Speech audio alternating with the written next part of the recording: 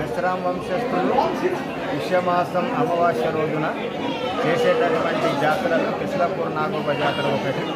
ఇది గోండు ధర్మానికి, గోండు సంస్కృతికి, గోండు ధర్మ యొక్క ఆచార వ్యవహారాలకు దాన్ని పాటించేటటువంటి పుణ్యక్షేత్రంగా, సంస్కృతి సాంప్రదాయాలను నిలువెత్తున తెలిపేటటువంటి క్షేత్రంగా కిస్లాపూర్ నాగోబ జాతర అనేటటువంటిది కొనసాగుతున్నది. దానిలో భాగంగానే పుష్యమాసం అమావాస్య రోజున ఈ జాతర ప్రారంభమవుతుంది మహాపూజతో. దీనికన్నా ముందు మా మిశ్రా వంశస్థులందరూ గోదావరికి వెళ్ళి గోదావరి యొక్క జలాన్ని తీసుకొచ్చి 5 రోజుల ముందు వటవృక్షాలు ఏవైతే ఉన్నాయో, వడమర అంటారు గోండెలో, అక్కడ ఉండి మా దేవునికి సంబంధించినటువంటి కథ, చరిత్ర విషయాలు జనరేషన్ టు జనరేషన్ ఒక తరం నుంచి మరొక తరానికి చెప్పడం అనేటటువంటి జరుగుతున్నది. దానిలో భాగంగానే 3 రోజులు చరిత్ర చెప్పిన తర్వాత 4 రోజులు మా పిల్లలు ఎవరైతే ఉన్నారో చనిపోయిన వాళ్ళ పేరు మీద తూమ్ అనేటటువంటి కార్యక్రమం చేస్తాం.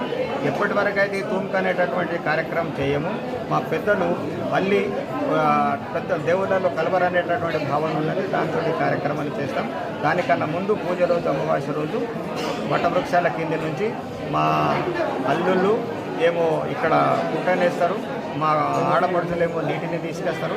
వారి ద్వారా ఇక్కడ వరులు అనేటటువంటి కుట్రలు ఏర్పాటు చేయడం జరుగుతున్నది. అల్లుళ్ళ యొక్క, ఆడపడుచుల యొక్క పాత్ర, మా మేనల వాళ్ళ పాత్ర కూడా బాగున్నది. దాని తర్వాత సాయంత్రం మహాపూజ కార్యక్రమం జరుగుతుంది. ఈ మహాపూజ కార్యక్రమం అయిన తర్వాత వేటింగ్ అనేటటువంటి కార్యక్రమం జరుగుతుంది. ఇది తరతరాలుగా వస్తున్నటువంటి సాంప్రదాయం కనుక దీన్ని ప్రత్యక్షంగా, పరోక్షంగా దీన్ని కాపాడుకుంటూ భావితరానికి అందించేటటువంటి గురుతర బాధ్యతను మేము నిర్వహిస్తున్నాం.